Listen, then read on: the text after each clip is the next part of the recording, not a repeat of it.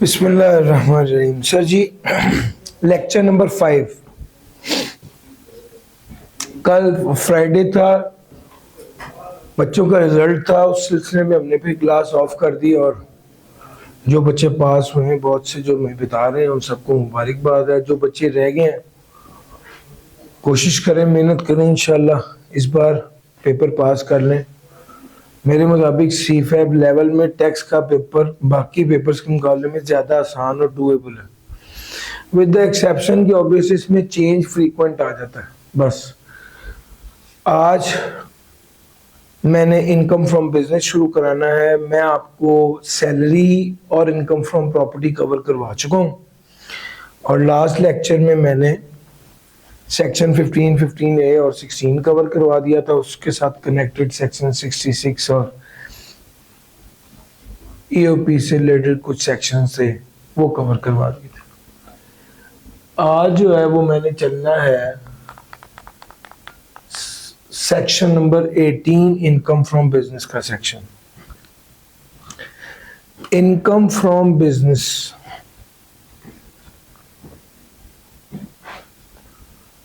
Sir ji, business includes any trade, manufacture, vocation, commerce और profession or adventure or concern in the nature of above but does not include employment. Trade है, manufacture है, vocation है, commerce है, profession है।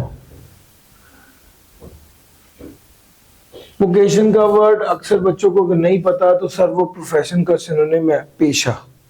Sir जी, definition में चूंकि word include आया, जिसका मतलब ये है कि ये सारी चीजें भी शामिल है और इससे रिलेटेड चीज भी इस डेफिनेशन में शामिल हो सकती है। Sir ji, income from business की जब बात करते हो तो वो कहता है भाई कारोबार कर रहे हैं या गुड्स बेच रहे होंगे या सर्विसेज दे रहे होंगे। बहरहाल इन दोनों चीजों को ये दोनों काम करने से जो पैसे आप कमा रहे होंगे वो इनकम फ्रॉम बिजनेस कैट में जाएंगे। अलबत्ता अगर आपकी इनकम एग्जेम्प्ट है तो वो इनकम फ्रॉम बिजनेस कैट में फॉल नहीं करेगी। कोई आप किसी प्रोफेशन से कोई पैसे कमा रहे हैं तो वो भी इनकम फ्रॉम बिजनेस में आएगा। आप हायर या lease of tangible movable property या रेंट ए कार का काम है आपका, वो भी इनकम फ्रॉम बिजनेस में आएगा। सर जी, आप बिजनेस करते हुए कोई बेनिफिट डिराइव करते हैं, मिसाल के तौर पे बैंक आपको इंटरेस्ट वेव कर देता है या बैंक आपको एक्चुअल डेट ही वेव कर देता है। बहरहाल इन दोनों केसेस में जो बेनिफिट भी होगा वो taxable under the head income from business होगा। बिजनेस की वजह से फायदा उठाया वो इनकम फ्रॉम बिजनेस की हेड में जाएगा। Management fee derive by management company including a मुदारबा management company. Any management fee derived by management company, management fee derive by management company मुदारबा मैनेजमेंट कंपनी होगी। Profit on debt where the person business is to derive such income. Sir ji, अगर एक business का काम ही profit on date से पैसे कमाना है तो वो इनकम फ्रॉम बिजनेस में जाएगा, इनकम फ्रॉम अदर सोर्स में नहीं जाएगा। इसमें मेन बात यह है कि फाइनेंशियल इंस्टीट्यूशन या बैंक्स जो होते हैं उसकी इनकम फ्रॉम बिजनेस में जाती है। Lease rentals derive by schedule bank, investment bank, development finance institution, मुदारबा और लीजिंग कंपनी। सर जी, ये 5 इदारे उसने बताए हैं। ये अगर किस्तों पर चीजें देकर वो पैसे कमाए तो वो भी इनकम फ्रॉम बिजनेस में जाएगा। फिर उसके बाद उसने एक बात अगली बताई है, अगर मैं इसको डायग्रामेटिकली बताऊं कि भैया बैंक जो है वो अगर इन्वेस्टमेंट करता है म्यूचुअल फंड में, mutual fund profit on debt कमा के उस प्रॉफिट ऑन डेट में से बैंक को रिटर्न ऑन इन्वेस्टमेंट देता है, तो उसके लिए भी वो इनकम फ्रॉम बिजनेस होगा और इनकम फ्रॉम अदर सोर्स नहीं होगा। सर, ये मैंने सेक्शन 18 में आपको कवर कराया कि इनकम फ्रॉम बिजनेस में क्या क्या है। फिर यहां पर रुक रहा हूं, प्लीज एक बार ये सारा सेक्शन गो थ्रू कर लें, फिर आगे चलता हूं। ले सर जी, आगे चलते हैं और अगली बात है इनकम फ्रॉम बिजनेस के कुछ इंपॉर्टेंट एस्पेक्ट्स। आपको तो पता है भाई, रेजिडेंट पर्सन की world wide income taxable Pakistan होती है, जबकि नॉन रेजिडेंट पर्सन की सिर्फ नॉन रेजिडेंट पर्सन की सिर्फ Pakistan source income taxable Pakistan होती है। ये बात तो पहले भी हो चुकी है लेक्चर 1 में। अच्छा जी, अब इनकम फ्रॉम बिजनेस रिसीट और एक्रूवल दोनों बेसिस पर टैक्स हो सकती हैं। अलबत्ता अगर कंपनी है तो उसके लिए लाजमी है कि वो एक्रूवल बेसिस हो। तीसरा, वो खर्चा जो होली और एक्सक्लूसिवली बिजनेस के लिए किया जाए वो भी इनकम फ्रॉम बिजनेस में से माइनस होगा। अच्छा जी, अब अगली बात ये है, अब ये कॉन्सेप्चुअल बात है, ये भी जरा डिस्कस कर ही लेते हैं कि भाई जो इनकम फ्रॉम बिजनेस होता है ना, उसमें से रियल एक्सपेंस लेस होता है, नोशनल लेस नहीं होता। जैसे टैक्स वाले इंपेयरमेंट को नहीं मानते, रिवैल्यूएशन रिजर्व को नहीं मानते, अनरियलाइज्ड गेन को नहीं मानते, वो सिर्फ रियलाइज्ड गेन को मानते हैं। अगर आपके कैरेक्टर है, आपने किसी को $2 लाख देना है और डॉलर का रेट बढ़ जाता है, तो टैक्स वाले उसको नहीं मानते, वो तो कहते हैं भाई जब रियलाइज होगा तब मानेंगे। सिर्फ ईयर एंड पर रेट बढ़ा हुआ है तो आप क्या उसके साथ लॉस रिकॉर्ड करते हैं, टैक्स वाले उस लॉस को नहीं मानते। अकाउंटेंट करता है IAS 21 के अकॉर्डिंगली वो लॉस गेन रिकॉग्नाइज करता है ईयर एंड के ऊपर, टैक्स वाले नहीं मानते। टैक्स वाले कहते हैं हम सिर्फ उसको मानेंगे जो रियलाइज हुआ है। सर, अकाउंटेंट कहता है कि मैं जिस प्रॉपर्टी में, उस प्रॉपर्टी की वैल्यू 16 करोड़ से 20 करोड़ होगी, 4 करोड़ रुपए का रिवैल्यूएशन रिजर्व है। टैक्स वाले नहीं मानते, टैक्स वाले कहते हैं जब बेचोगे जो आएगा तब मानेंगे। तो भाई ये डिफरेंस है टैक्स के अंदर। तो अनरियलाइज गेन टैक्स वाले नहीं मानते, इंपेयरमेंट टैक्स वाले नहीं मानते, रिवैल्यूएशन टैक्स वाले नहीं मानते, सिर्फ रियलाइज मानते। Profits can arise only out of trading receipts. Capital receipts are not taxable unless expressly made taxable under income tax ordinance. Profits only arise out of trading receipts. Capital receipts are not taxable unless expressly made taxable under income tax ordinance. Sir ji, profits arise होते हैं only out of trading receipts.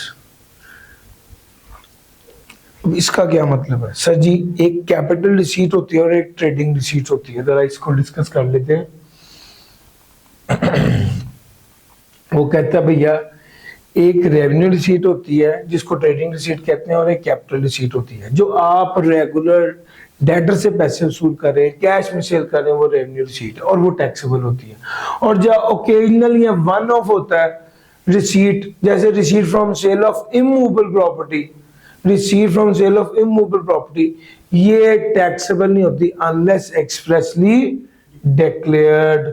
Sir ji, revenue receipt है, capital receipt है।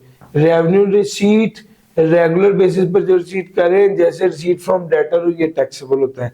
Capital receipt occasionally कर रहे हैं, जैसे receipt from sale of immovable property, और ये टैक्सेबल नहीं होता unless expressly declared. Sir ji, ये वाली बात मैंने आपके साथ कर ली, रिसीट वाली बात। ये दो बातें हैं, आगे भी आ रही हैं, इसको आगे देखते हैं। एक्सपेंस वाली बात आपको बताई हुई है, ये आगे आ रही सेक्शन में, उसके साथ मैं कवर कराता हूँ। रिसीट वाली बात आपके साथ कवर हो गई। एक मिनट पहले मैं आपको ये वाली बात बता दूं।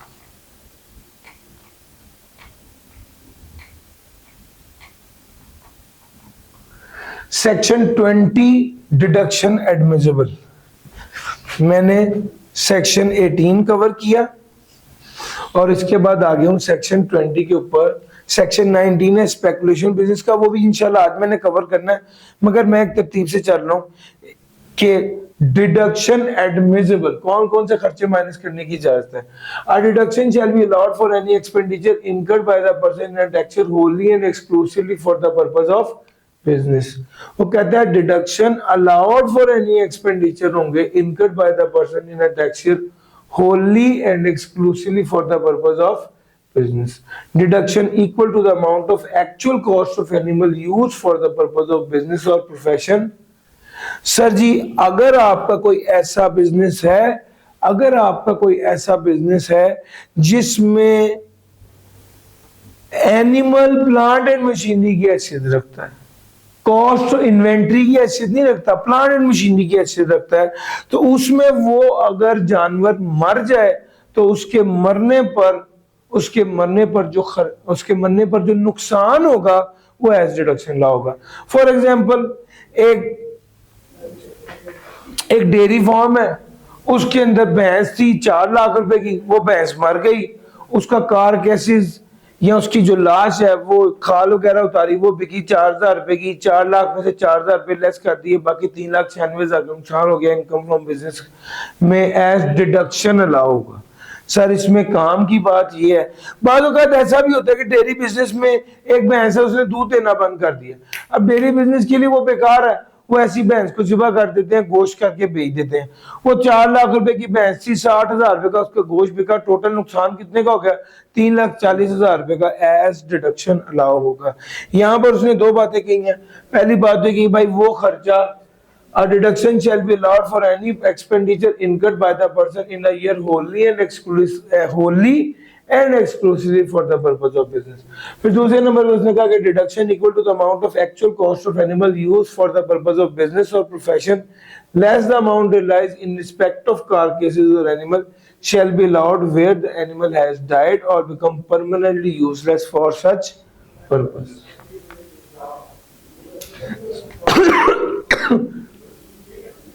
Subject to income tax ordinance, following expenditure on amalgamation details with group taxation shall be allowed। Sir ji ये इंशाल्लाह जब मैं ग्रुप टैक्सेशन पढ़ाता हूँ उस तक ये वाली बात करूंगा। जो लीगल एक्सपेंसेस हैं, फाइनेंशियल एडवाइजरी सर्विस और admin cost. Scientific research expenditure section number 26 इसकी बात करने को। सर जी अगर कोई रिसर्च आपने खुद की है या किसी बंदे से, किसी इंस्टीट्यूशन से रिसर्च कंडक्ट कराई है, वो वाला खर्चा इनकम में से माइनस करने की इजाजत होगी, मगर शर्त ये है कि वो रिसर्च होनी पाकिस्तान में चाहिए और होनी बिजनेस के लिए चाहिए। इसमें 3 बातें, रिसर्च का खर्चा हो, पाकिस्तान के अंदर हो और इनकम फ्रॉम बिजनेस को डिराइव करने के लिए की गई हो रिसर्च, तो वो खर्चा इनकम में से माइनस होता है। अलबत्ता साइंटिफिक रिसर्च एक्सपेंडिचर में क्या शामिल है? कोई भी एक्सपेंडिचर चाहे वो नेचुरल या अप्लाइड साइंसेस के हवाले से हो रही है।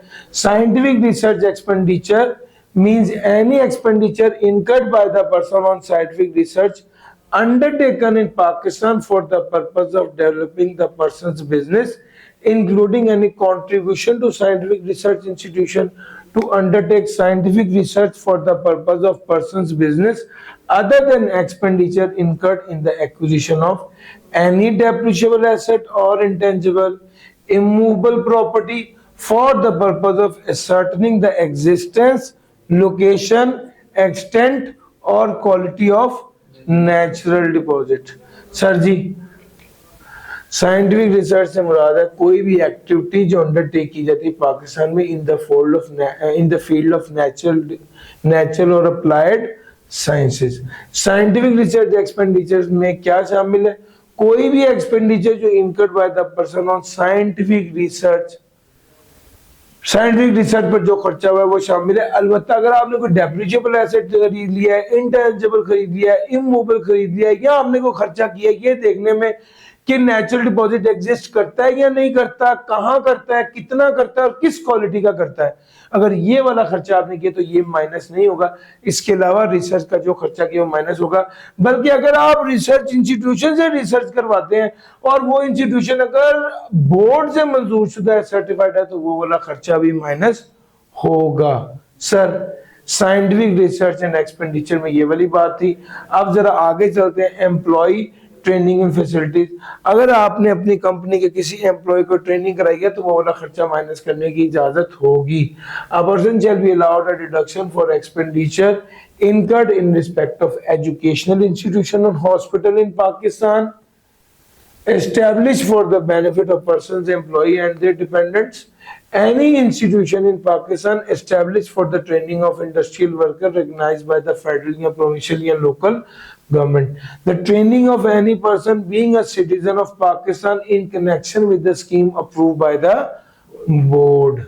Sir, पर्सन अलाउड रिडक्शन होगा, खर्चा माइनस करना है। पहला एजुकेशनल इंस्टीट्यूशन या हॉस्पिटल की ट्रेनिंग, पर्सन के एम्प्लॉय को या एम्प्लॉय के डिपेंडेंट्स को एजुकेशनल इंस्टीट्यूशन में या हॉस्पिटल में ट्रेनिंग दिलवाई गई है।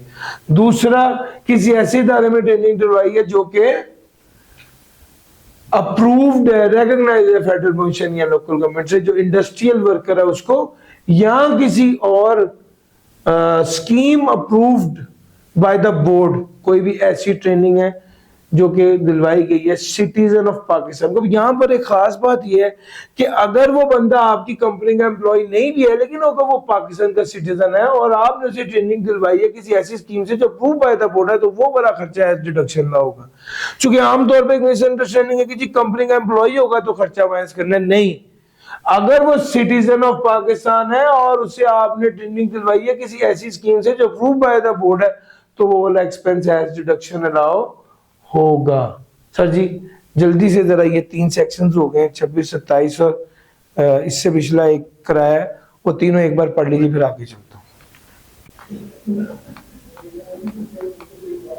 अच्छा जी सर,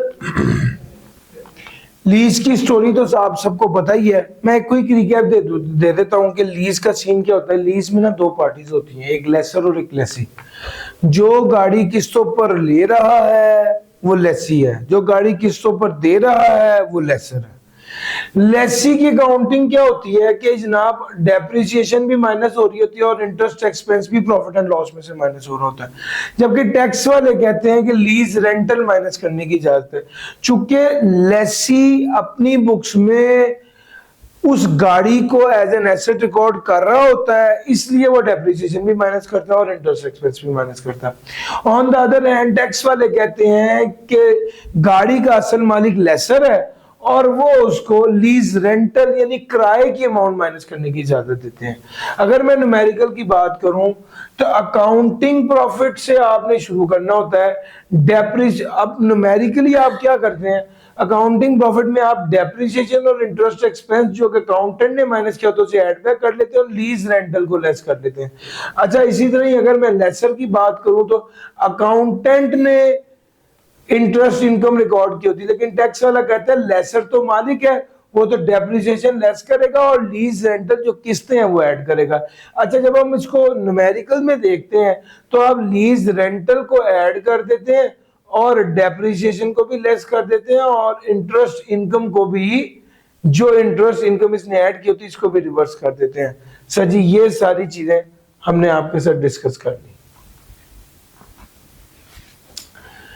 लीज रेंटल की बात कर लेते हैं तो सर डेप्रिसिएशन को ऐड कर देते हैं, इंटरेस्ट एक्सपेंस को ऐड कर देते हैं और लीज रेंटल को लेस कर देते हैं। सर जी मैं अब अगली बात आपके साथ सेक्शन 29 की करने लगा हूं। सेक्शन 29 में हम बात कर रहे हैं बैड डेट्स की। बैड डेट क्या है सर? अकाउंटिंग में आपने पढ़ा बैड डेट, वो आपने डेटा रिकॉर्ड किया था, सेल इनकम रिकॉर्ड की थी, बाद में बैड हो गया तो उसे क्या कर दिया, रिवर्स कर दी। अच्छा, अब अगर ये बात आपकी समझ में आ गई तो फिर अकाउंटेंट बैड डेट को माइनस करता है, बिल्कुल माइनस करता है। क्या टैक्स वाला बैड डेट को माइनस करता है? बिल्कुल माइनस करता है। लेकिन टैक्स वाला जब बैड डेट को माइनस करता है तो वो कुछ शर्तें साथ अटैच कर देता है कि आप बैड डेट को सिर्फ तब माइनस कर सकते हैं जब पहले आपने इनकम में रिकॉर्ड किया हो। जैसे कि डेबिट डेटर क्रेडिट सेल किया, डेबिट डेटर क्रेडिट सेल किया यानी आपने इनकम को बुक किया, सब्सिक्वेंटली जब पहले आपने डेटर रिकॉर्ड करते हुए इनकम को बुक किया था तो सब्सिक्वेंटली आपने डेबिट बैड डेट कर दिया और क्रेडिट डेटर कर दिया। तो दूसरे नंबर पे आपने क्या किया, जब पहले आपने एसेट, जब आपने डेटर को रिकॉर्ड किया था और इनकम को बुक किया था तो दूसरे नंबर पे आपने डेबिट बैड डेट और क्रेडिट डेटर कर दिया और एक्सपेंस जो है वो अलाउड एज डिडक्शन हो गया। दूसरे नंबर पे अगर मैं बात करूं तो डेबिट एडवांस टू एम्प्लॉई है और क्रेडिट कैश है। डेबिट एडवांस टू एम्प्लॉई है और क्रेडिट कैश है। यहां पर अगर इस एंट्री में आप देखें तो आपने एडवांस टू एम्प्लॉई को डेबिट करके कैश क्रेडिट किया, यहां पर आपने इनकम रिकॉर्ड नहीं की। अब जब अगर ये वाला एडवांस बैड होता है तो फिर आपको एक्सपेंस अलाउ नहीं होता। जब आपने डेटा रिकॉर्ड किया था तो आपने इनकम बुक की थी और जब ये बैड हुआ था तो आपको एक्सपेंस अलाउ था। यार मेरा पॉइंट समझ आ रहा है? तीसरे नंबर पे बात करता हूं एक्सेप्शन की। डेबिट लोन टू कस्टमर और क्रेडिट कैश है। अच्छा, डेबिट लोन टू कस्टमर और क्रेडिट कैश। अच्छा, ये अब एक्सेप्शन की बात करें, फाइनेंशियल इंस्टीट्यूशन जब किसी कस्टमर को लोन देगा तो डेबिट उसको करेगा, क्रेडिट कैश करेगा। लेकिन जब सब्सिक्वेंट एंट्री हो रही होगी, जब बैड डेट होगा तो debit bad debt, credit loan to customer करेगा।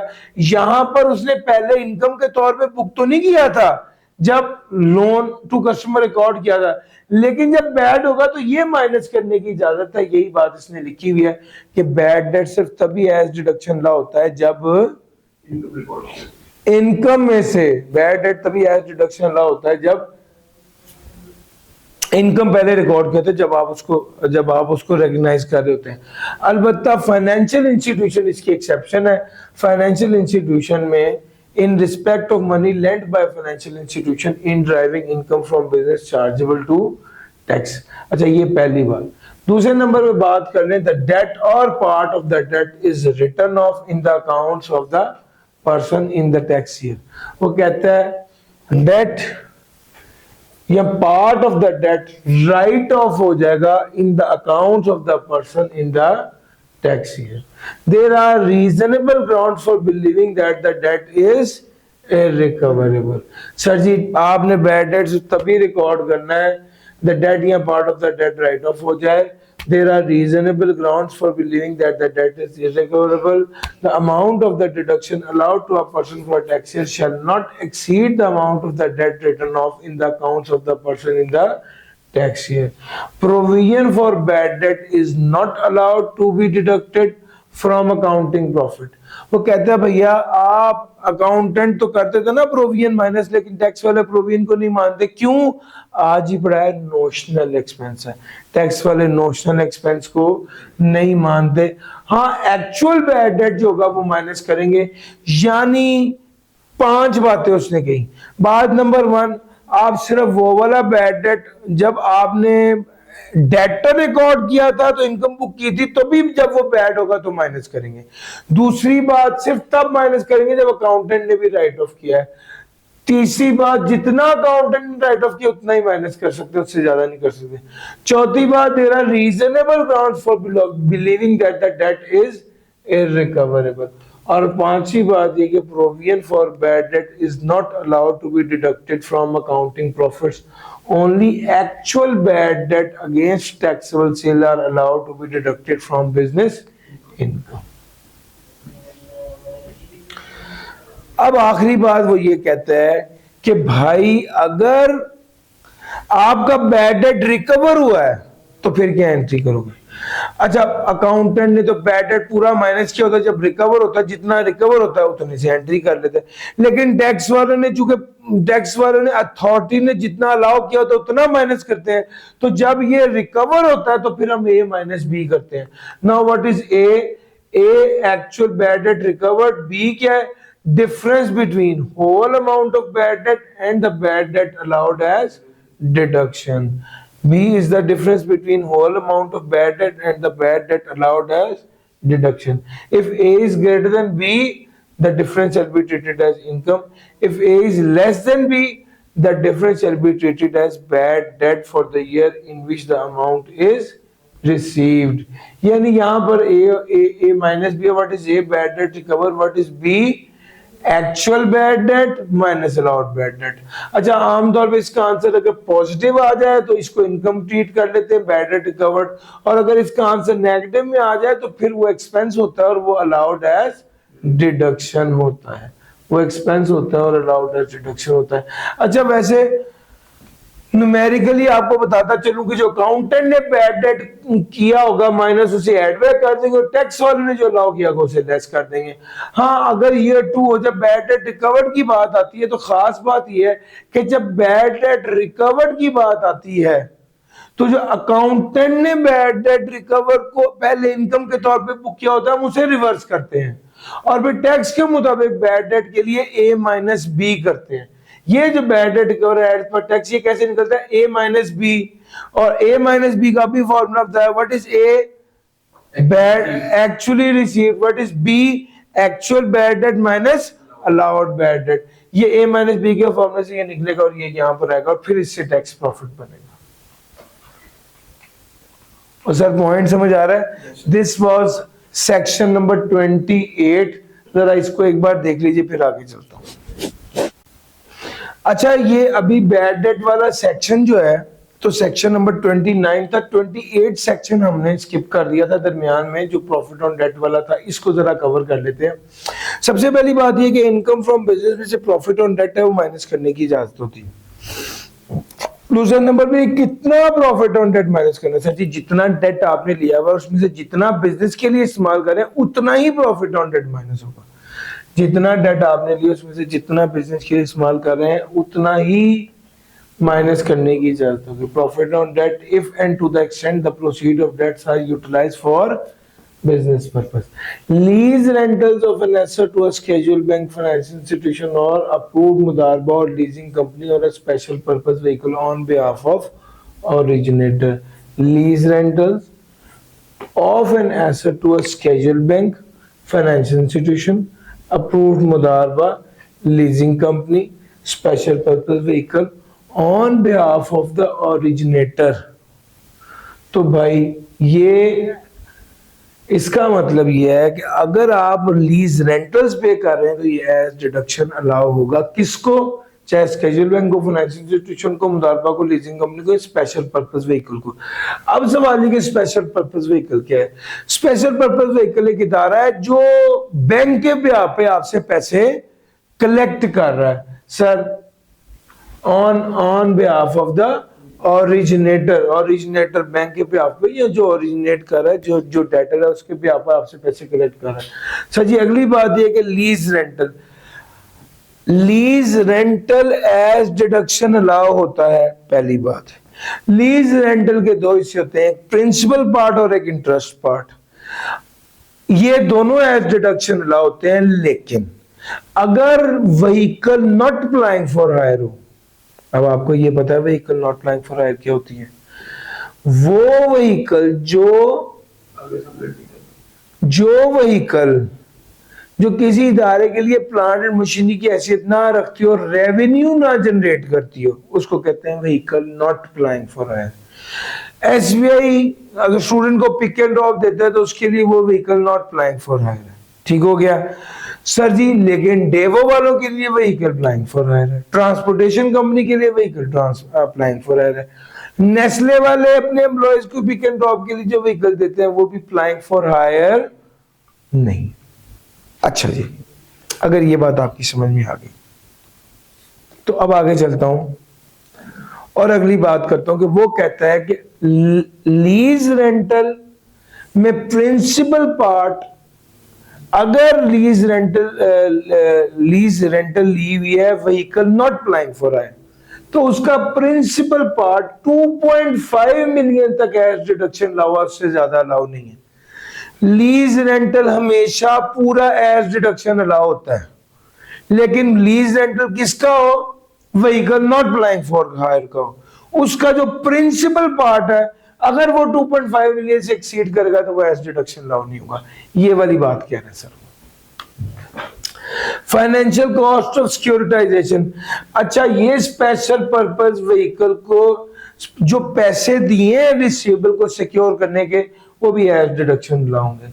Share of profit to a certificate holder under a मुशारका scheme approved by the SECP। Sir ji ये अगली बात है, और वो यहां पर ये कह रहा है कि प्रॉफिट का शेयर जो किसको मिलता है? सर्टिफिकेट होल्डर को मिलता है अंडर मुशारका स्कीम। तो ये अप्रूव्ड बाय SECP होता है। Share of profit to a certificate holder under a मुशारका scheme approved by SECP। Sir ji मुशारका स्कीम जो सर्टिफिकेट होल्डर को प्रॉफिट दे रहा है वो उसके लिए एज डिडक्शन अलाउ है।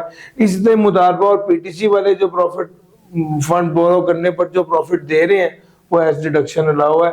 इसी तरह ही बैंक प्रॉफिट एंड लॉस अपने कस्टमर को, अपने अकाउंट होल्डर को प्रॉफिट एंड लॉस अकाउंट जिन्होंने खुलवाया हुआ उनको जो प्रॉफिट शेयर कर रहा है वो भी बैंक के लिए एज डिडक्शन अलाउ है। सर जी उसके बाद उसने ऐसे यही बात दोबारा कही कि profit and loss sharing account है और बैंक जो पे कर रहा है अपने कस्टमर को profit and loss sharing account पे प्रॉफिट एज डिडक्शन लॉ होता है। अच्छा, उसके बाद है जी कोई भी अमाउंट जो कि HBFC ने incurred by House Banking Finance Corporation in the tax year to the State Bank of Pakistan, उन्होंने दी किसको है? स्टेट बैंक ऑफ पाकिस्तान को दी है। तो बैंक ने स्टेट बैंक ऑफ पाकिस्तान को जो पैसा दिया है एज प्रॉफिट के तौर पे इंटरेस्ट, वो एज डिडक्शन हुआ, बैंक को वो एज डिडक्शन हुआ। जाहिर बात है बैंक उसको देता है, बैंक उससे लोन ले रहा होता है, उसको प्रॉफिट ऑन डेट दे देता है। और ये वाला HBFC जो है वो आगे क्लाइंट्स को या अपने क्लाइंट्स को जो लोन दे रहा होगा, जिन्होंने लोन लिया होगा हाउस बैंकिंग के लिए, उनसे वो इंटरेस्ट चार्ज कर रहा होगा और बैंक को अदा कर रहा होगा।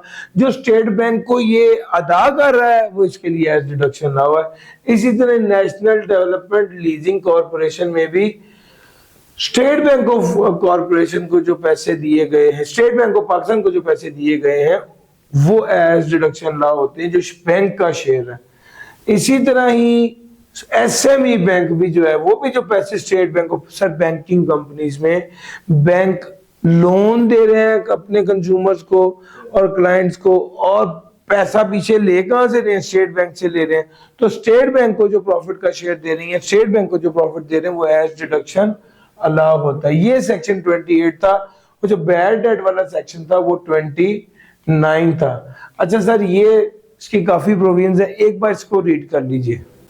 सर जी, मैंने आपको ये सब करवा दिया और अगला जो टॉपिक अब मैं शुरू करवाने लगा हूं वो है बैड डेट वाला भी करवा दिया,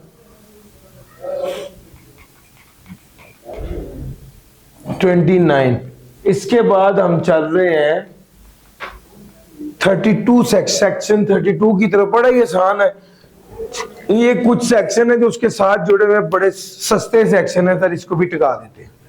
sir ji, method of accounting. Sir ji, business में आप एक्रूअल बेसिस पर भी चल सकते हैं और रिसीट बेसिस पर भी चल सकते हैं। A person's income chargeable to tax shall be computed in accordance with the method of accounting regularly employed by such person. A person's income chargeable to tax shall be computed in accordance with the method of accounting regularly employed by such person. A company shall account for income chargeable to tax under that income from business on an accrual basis. भैया पहली बात तो ये कि जो भी method आपने choose करना है, चाहे वो एक्रूअल है या सीट है, वो मुस्तकिल बुनियादों पर होना चाहिए।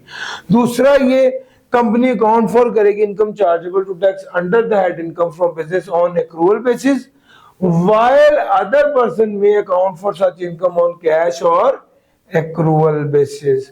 वो कैश और accrual basis पर चलेंगे। ठीक हो गया। बोर्ड प्रिस्क्राइब कर देगा that any class of person shall account for income chargeable to tax under that income from business on cash or accrual basis।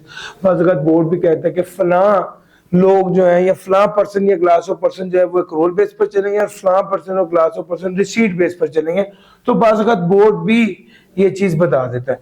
Sir ji, अगर कोई बंदा चाहता है कि वो एक्रूअल से रिसीट या रिसीट से एक्रूअल बेस पर आए, तो उसे चाहिए कमिश्नर को दरखास्त देते, कमिश्नर देखेगा कि क्या वाकई कोई जेन्युइन नीड है, और अगर कमिश्नर सेटिस्फाइड हो गया तो कमिश्नर चेंज कर देगा।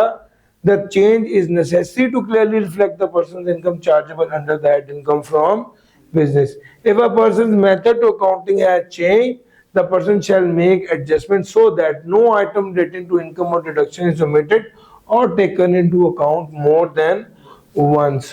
वो कहता है अगर किसी पर्सन का मेथड ऑफ अकाउंटिंग चेंज हो गया तो ये पर्सन एडजस्टमेंट करेगा इस तरह के no item related to income और डिडक्शन इज ओमिटेड और taken into account more than once. भैया ये बात आपको पहले भी पढ़ाई है कि एक इनकम 2 बार टैक्स नहीं होनी चाहिए और एक एक्सपेंस 2 बार लेस नहीं होना चाहिए।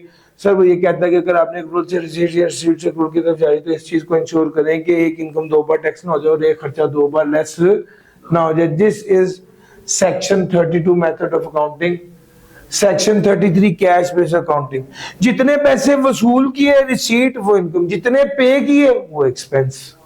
Section 34 accrual basis of accounting कि जितने पैसे कमाए अर्न किए वो इनकम, जितने पैसे एक्सपेंस किए वो, जितने पैसे रिसीव या रिसीवेबल हो गए वो इनकम। जितने पैसे पे या पेबल हो गए वो एक्सपेंस। अब यहाँ पे खास बात ये है कि सर एक्रूअल बेसिस का मतलब ये कि जो कमाए वो इनकम, जो खर्च किए वो एक्सपेंस। अब सर वो कमाए का क्या मतलब है? जब आप एंटाइटल्ड हो जाए कि उन्हें रिसीव करें। और पेबल का क्या मतलब है? When you are liable to pay, आपकी लीगल बाइंडिंग है कि आप पे करें, और अमाउंट लायबली मेजरेबल है। दो बातें सर, व्हेन जब आप लायबल हो गए कि पे करें, और जो अमाउंट है वो क्या है, हाँ, रिलायबल एक्यूरेसी के साथ डिटरमिन हो सके तो फिर वो कहलाएगा section 34 accrual basis of accounting. मैंने आपको सेक्शन 32, 33, 34 तीनों करा दिए। Accrual basis of account section 34 में आगे चलते हैं। अगली बात वो ये कहता है कि भाई, ये बात मैं आपको पहले भी बता चुका हूं, इनकम फ्रॉम प्रॉपर्टी में भी नहीं आ रही, एक मिनट, नहीं है, सॉरी भैया, एक बात आपको मैंने बतानी थी और ये आ गई। चलो इस इधर से बता देता हूँ सर जी। 2018 में खर्चा हुआ था, 2018 में खर्चा किया था आपने, एक्सपेंस टू पेबल रिकॉर्ड किया था। 2019 गुजरा, 20 गुजरा, 21 गुजरा, 3 साल हो गया, अभी भी वो पेबल ही है।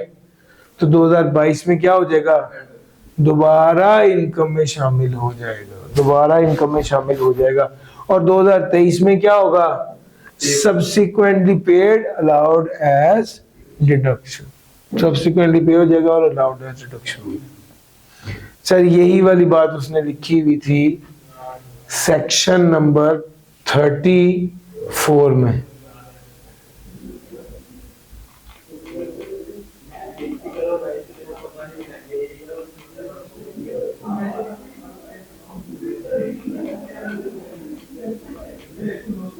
जी sir,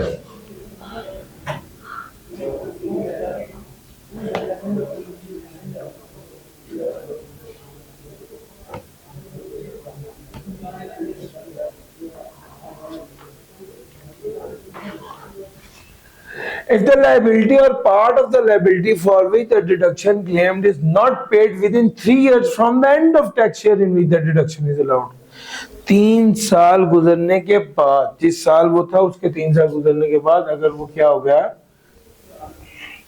liability of part of the liability for which the deduction claimed is paid within 3 years from the end of tax year in which the deduction was allowed, the unpaid amount of the liability shall be chargeable to tax under that income from business in the first tax year following the end of 3 years.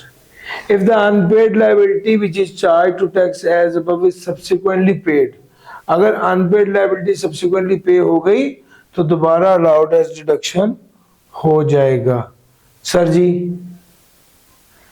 अगर आपने कोई trading liability पे की है, अगर आपने कोई trading liability पे करते तो आपको कोई बेनिफिट मिल गया, आपने एक पार्टी का 30 लाख देना था, आपने उसको कहा मैं तुम्हें कैश 28 लाख देता हूं, उसने कहा दे दो, आपको कितने का फायदा होगा? 2 लाख का। सर ये 2 लाख का फायदा आपकी इनकम फ्रॉम बिजनेस के एड में टैक्स होगा। दिस इज सेक्शन नंबर 34, 32, 33, 34 तीनों करा दिए। जल्दी से एक बार करें फिर आगे चलता हूं। नहीं sir, valuation of stock in trade. अच्छा जी, अब ये वाली बातें सारी अकाउंटिंग वाली हैं। ए प्लस बी माइनस सी आप लोगों ने इतनी बार पढ़ा हुआ है। कॉस्ट ऑफ गुड सोल्ड क्या होता है? Opening stock plus purchases less closing stock. Sir tax में भी बिल्कुल इसी तरह ही निकालते हैं। हाँ, बस फर्क यह है कि टैक्स में ओपनिंग स्टॉक क्या होता है? पिछले साल का क्लोजिंग स्टॉक, इस साल का ओपनिंग स्टॉक। टैक्स और अकाउंटिंग में सेम है। अलबत्ता फर्क वहां पर आता है जहां, अगर आप फर्क वहां पर आता है जहां पर where the person commenced to carry on business in a tax year, fair market value of any stock in trade acquired by the person prior to the commencement of the business, the fair market value shall be determined at the time the stock is introduced in the business. वो कहता है where a person commenced to carry on business in a tax year, fair market value of any stock in trade acquired by the person prior to the commencement of business, the fair market value shall be determined at the time the stock is introduced in the business. Sir अगर कोई person शुरू करता है business करना। Fair market value of any stock in trade acquired by the person prior to the commencement of business. तो भैया अगर कारोबार का इफ्तिताह किया है और उससे पहले कोई स्टॉक मैं कारोबार में लेके आया हूं, तो हाँ, जो पुराना लिया हुआ है उसकी वैल्यू क्या होगी ओपनिंग स्टॉक की, जिस दिन बिजनेस में इंट्रोड्यूस किया था वो वाली वैल्यू। एक एग्जांपल पिच करता हूं सर जी। मैंने अपना शोरूम खोला गाड़ियों का और उसका इफ्तिताह है लेट से अगले महीने की 1 तारीख को, और मैं उससे 20 दिन पहले अपनी गाड़ी भी शोरूम पे लाके खड़ी कर देता हूं, तो सर ओपनिंग स्टॉक की क्या वैल्यू होगी? जिस दिन मैंने गाड़ी लाकर शोरूम पर खड़ी की उस दिन की फेयर मार्केट वैल्यू। ठीक हो गया sir. The closing value of a person's stock in trade for a tax year shall be the lower of cost to NRV of the person's stock in trade on hand at the end of the year. Closing value of the person's stock in trade for a tax year shall be the lower of cost to NRV of the person's stock in trade. Sir ये तो आपने पहले ही बताया, lower of cost to NRV। अगली बात वो ये कह रहा है इनकम फ्रॉम बिजनेस। वो कहता है भाई person accounting from income from business through tax under income from business on क्या है। अब सवाल ये है कि अगर इनकम फ्रॉम बिजनेस है, आपने स्टॉक को लोअर ऑफ कॉस्ट एनआरवी है, तो क्लोजिंग स्टॉक में कॉस्ट की वैल्यूएशन के 2 तरीके हैं। एक है एब्जॉर्प्शन कॉस्टिंग मेथड और एक है प्राइम कॉस्टिंग मेथड, जिसको क्या बोलते हैं, मार्जिनल कॉस्टिंग मेथड। ठीक हो गया। एब्जॉर्प्शन कॉस्टिंग मेथड में direct material, direct labour, direct overhead और वेरिएबल ओवरहेड भी शामिल होते हैं और फिक्स्ड ओवरहेड भी शामिल होते हैं। एब्जॉर्प्शन में वेरिएबल और फिक्स्ड ओवरहेड दोनों शामिल होते हैं, जबकि मार्जिनल में मटेरियल, लेबर, ओवरहेड तीनों सिर्फ वेरिएबल होते हैं। मेरा पॉइंट समझ आ रहा है sir ji? Person accounting for income chargeable to tax under income from business on cash basis may compute the person's cost of stock in trade on prime cost method or absorption cost method, and person accounting for such income on an accrual basis shall compute the person's cost of stock in trade on absorption costing method. तो भैया person accounting for income chargeable to tax under income from business on cash basis, कोई भी person है वो उसके लिए मर्जी है उसकी कि वो एब्जॉर्प्शन कॉस्टिंग मेथड पे अपने स्टॉक को वैल्यू करे या प्राइम कॉस्ट मेथड पे करे। लेकिन अगर कोई ऐसा इदारा है जो एक्रूअल बेसिस ऑफ अकाउंटिंग पे चल रहा है, तो फिर उसके पास चॉइस नहीं है, फिर उसके लिए लाजमी है कि वो एब्जॉर्प्शन कॉस्टिंग मेथड पर चले। सर समझ आ गया? This was section number 35। एक लास्ट पॉइंट रह गया सर जी। आप 5-4 F को दोनों पर चल सकते हो, आप 5-4 और F को दोनों पर चल सकते हो, अलबत्ता आप इसको चेंज नहीं कर सकते। अगर आपने इसको चेंज कराना है तो आपको कमिश्नर से रिटर्न परमिशन लेनी पड़ेगी। अगर आपने चेंज करना है तो आपको क्या करना पड़ेगा, रिटर्न परमिशन लेनी पड़ेगी। सेक्शन नंबर 35 भी हो गया सर। इनकम फ्रॉम बिजनेस का काफी पार्ट मैंने आज कवर करवा दिया। अगर प्रिसाइसली कहूं तो सेक्शन 18, 19 स्पेकुलेशन बिजनेस है वो भी नहीं किया। 20 कौन सा था सर? डिडक्शन एडमिसिबल हो गया। फिर 21 नहीं किया, 22 नहीं किया, 23 नहीं किया, 24 नहीं किया, 25 भी नहीं किया, 26 किया, 27 किया, 28, 29, 32, 33, 34, 35। सर जी ये सारे सेक्शंस हो गए।